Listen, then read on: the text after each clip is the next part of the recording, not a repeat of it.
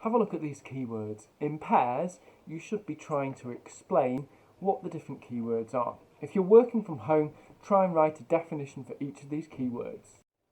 Looking at this code, can you identify all the keywords in the code? Try and highlight them and show me an example. Let's think about variables. Remember, some variables need to be available in more than one function. So if we're thinking of a program, you might want to have a program which to work out somebody's wage. You might need a variable called hours worked. And you might need this in two procedures, one called calculate pay and the other one called calculate bonus. Therefore, the variable, if used across the same two functions or procedures, would be global. This means it can be accessed anywhere. However, if we have a variable within inside a function or a routine or a subroutine, these are local, they're self-contained. This is modular programming to produce self-contained modules, and it's better to use local variables where possible. This makes it easier to debug the code. It also means that we can reuse code again, like we did in the previous lesson, looking at reusing code from a different program.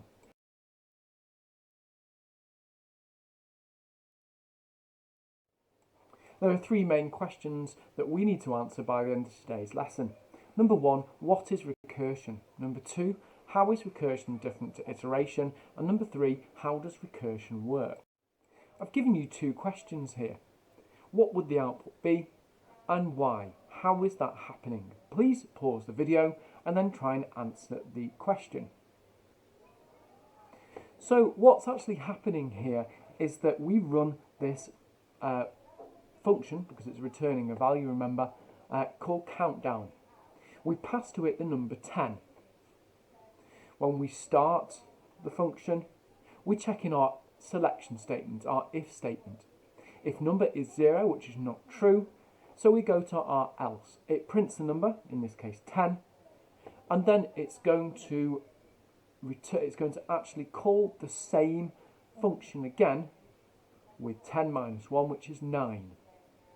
So what's going to happen is it's going to keep calling the same function again and again and again until we get to 0. So on the screen it's going to print 10, 9, 8, 7, 6, 5, 4, 3, 2, 1 and then blast off. So what is this and how is it happening? Let's think about recursion. So recursion is the term that we use to describe when a subprogram calls itself. In the last program, we kept calling itself with the number -1. After the end of every call, we have a check to see if the subprogram should call itself again. You can see on the right hand side is our stack. It starts with countdown 10, the first number we pass. Countdown is run once with 10. It then calls itself again with 9, then 8, then 7, then 6, etc. all the way up to 0. However, each of these functions is still open in memory. So countdown 10 is still open in memory, as is 9, 8, 7, etc. Even though it's the same code, all that code is now held, in fact, 11 times in memory. This is massively inefficient. It's loading a lot of code into the RAM, and eventually we're going to run out of memory.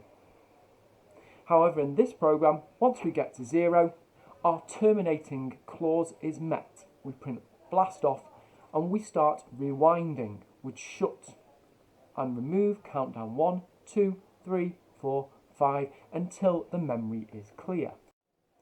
So the three rules of a recursive function are: number 1, a stopping condition, which sometimes we call a base condition. When this is met, we rewind the routine to stop the routine and finish the program. In our last example, this was when our number got to 0. It started removing things off our stack.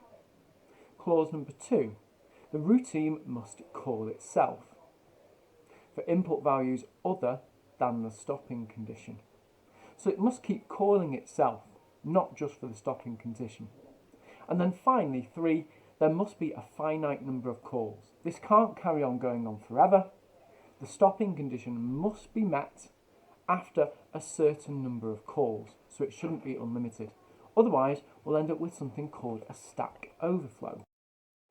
So looking at this code, can you recognise where the routine or the function is calling itself? Please pause the video and try and spot that. Hopefully you found this line which starts with return. Here the function is recalling itself, so we can assume potentially that this is a recursive function. Remember clause 1. Does it have a stopping condition? Please pause the video and see if you can figure out where the stopping condition is. So our base case or our stopping condition is the start of the if statement. If number equals 0, blast off. It stops calling itself, and so this is looking like a recursive function. Remember, you might need to spot a recursive function in the exam. We should be looking for all three of these clauses, and the third one is a finite number of calls. This means the stopping condition must be reached before we get a stack overflow. So how do we know there's going to be a finite number of calls on this one? Pause the video and try and answer that. This is a little bit more challenging to explain and to understand. First of all, we need our terminating clause to know that it's going to stop at some point. We also need to have some way of reaching that finite clause, and in this example it's recalling the countdown but with the number -1 each time. If we didn't have that, we'd never reach our finite terminating value, so it wouldn't be a recursive call. Now, can you remember the difference between passing by reference and passing by value? Here we are passing by value. That's because we are passing the number 10 directly to our function. If you were to get the user to change the variables and actually input a value you want to start and then pass that value, we'd be passing by reference. How would you change this code to pass by reference? Please pause the video and rewrite the code. So hopefully I've answered question 1. What is recursion? Let's have a look at how it differs from iteration. Now, when we think of iteration, it's very similar to recursion. It's some kind of loop which keeps going. We could do the same code with iteration, and in this case it makes much more sense to do that. Let's think about the actual code, and here's another example. This is going to print a list of numbers from 0 upwards. It's not actually recursion because we don't have a terminating clause. However, I'm using this as an example. If we run the program with just the top function, print numbers recursion, it will keep going, and you can see in my example when we got to 978, we've got a recursive error. This means that the maximum recursion depth has been exceeded. Memory is full. We could not continue with this program. When we run the code with an iterative loop, the code will keep going and going and going forever.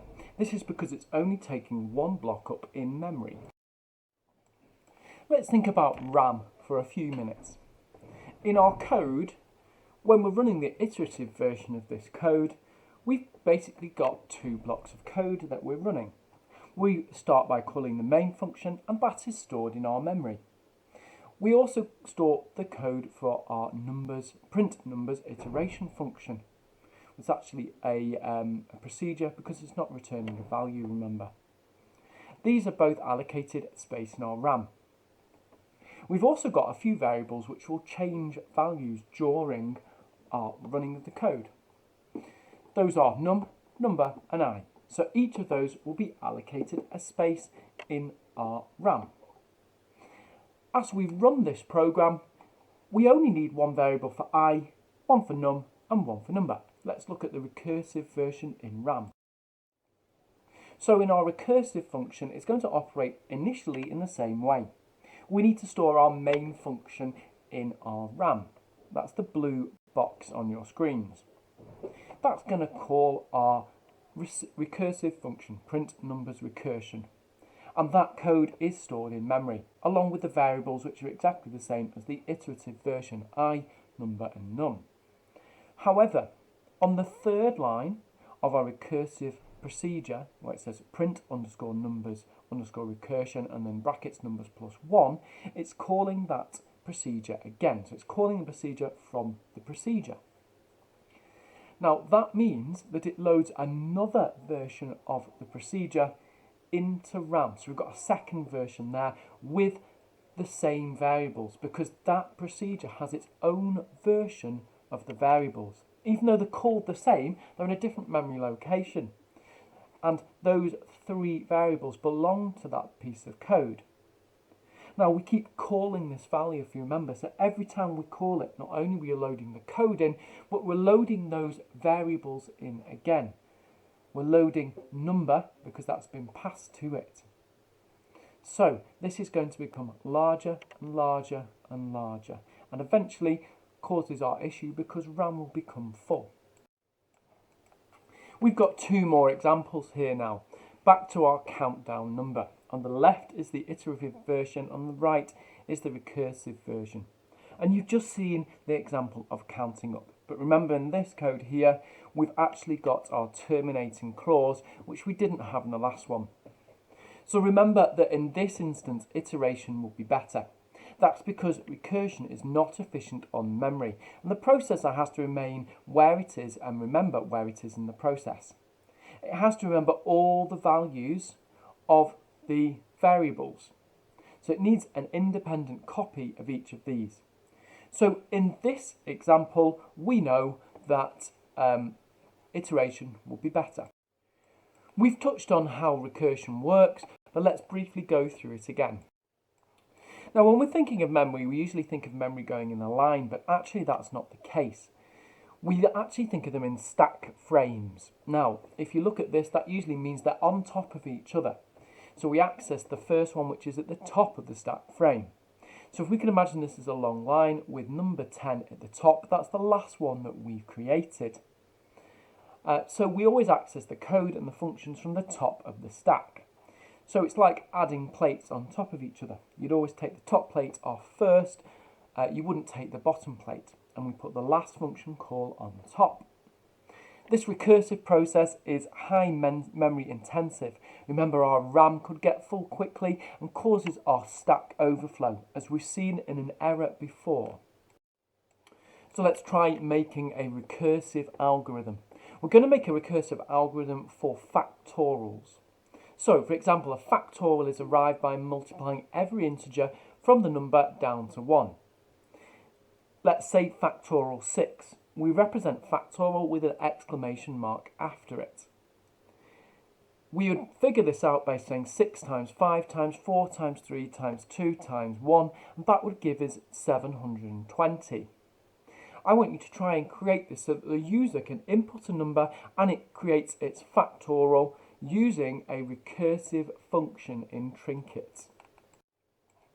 To help us understand a little bit how factorial works and how recursion works, please watch this video from 5 minutes 39 until the end. Here's a little bit of help in the form of a pseudocode algorithm. So we've got our factorial fact, which is what we've called our function. Inside that, we've got an if statement. If the number's greater than 1, then we're setting factorial to 1. Otherwise, factorial is going to be the number times the factorial, which is running the function again with a -1. So remember how it keeps calling each other. If we had factorial of 3, we'd send it 3 to factorial. Our number would be 3. Our number is less than or equal to 1, because that's our terminating clause. When it gets to 1, obviously it's going to finish. So that's false. So we say it's 3 multiplied by, we call the function again to say 3 minus 1. So it sends 2 to the next one. Notice how it's not actually solved the problem yet. It's just kept this first function open with 3 multiplied by something that's going to be returned to it. By the time we get to 2, we know the number's 2, it's greater than 1. So we do factorial 2 multiplied by, and we do 2 minus 1, which is 1. So we send 1 to the final function. It's a function call again. Number 1 is true. So that means factorial is 1. So we send that number 1 back to the previous. Remember, we start unpacking now and reversing those functions. So we'll do 2 times 1 is 2. So we send 2 back to the first one, where we'd get 3 times 2. And obviously that would be 6. So then we'd have the answer, which was 6. So you may be a little bit confused now about thinking, well, why would we ever use recursion over iteration? Now, there are a couple of reasons why we would do this. And one of the key reasons would be in such as a tree transversal.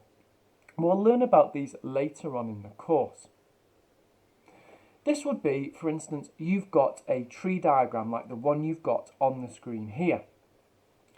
It might be an Amazon deliverer, and he's got to find the quickest way to get to all of the different deliveries. We might run a recursive app here to try and find that out. This might be a little bit confusing for you at the moment, but we will come on to this at a later date.